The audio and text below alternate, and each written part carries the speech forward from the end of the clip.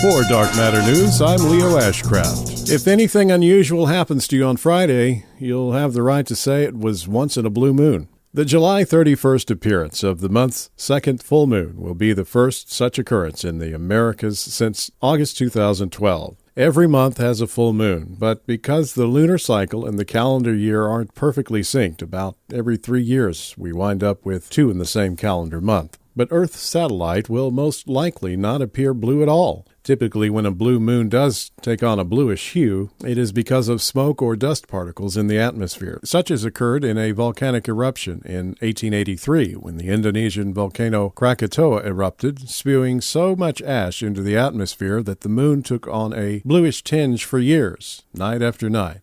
After the massive explosion, which scientists believe rivaled a 100-megaton nuclear bomb, the volcanic debris caused vibrant red sunsets and the moon to have a bluish tint.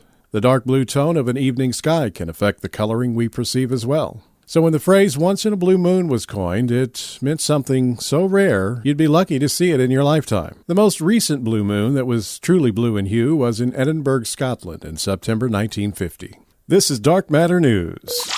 Our major cities have become war zones, ravaged by food riots, arson, and terrorism.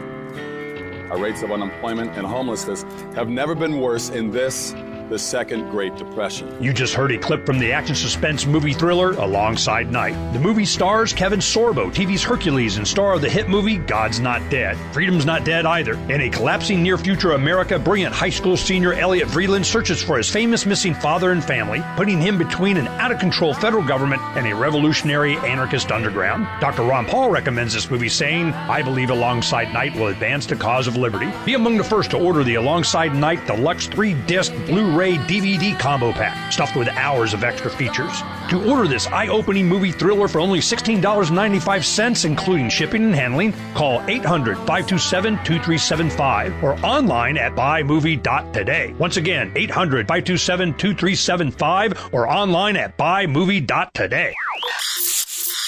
Well, it seems every day you're hearing something new that Google is doing, and that includes balloons that fly high in the sky to bring internet infrastructure to locations that can't be wired easily.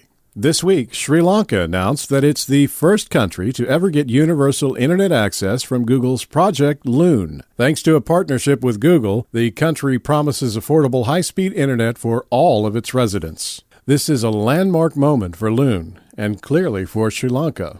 Project Loon balloons float in the stratosphere, twice as high as airplanes in the weather. In the stratosphere, there are many layers of wind, and each layer of wind varies in direction and speed. Loon balloons go where they're needed by rising or descending into a layer of wind blowing in the desired direction of travel. By partnering with telecommunications companies to share cellular spectrum, Project Loon allows people to connect to the balloon network directly from their phones and other LTE-enabled devices. The signal is then passed across the balloon network and back down to the global internet on Earth. Project Loon began in 2013 with an experimental pilot in New Zealand, where a small group of Project Loon pioneers tested Loon technology. You ever dreamed of being able to see the benefits of exercise without having to, exercise?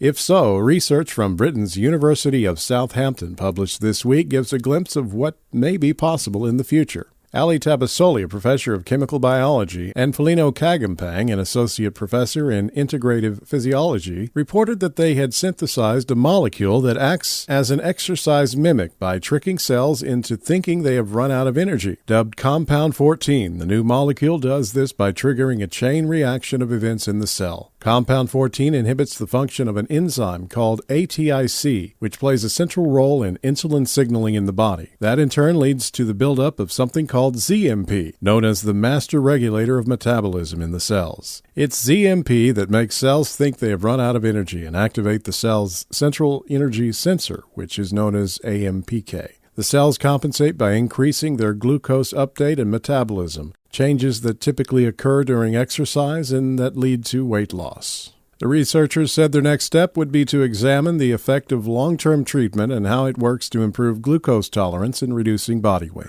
So maybe, just maybe, this is some good news for those couch potatoes out there. Sit on that couch and watch television and lose weight at the same time. For Dark Matter News, I'm Leo Ashcraft.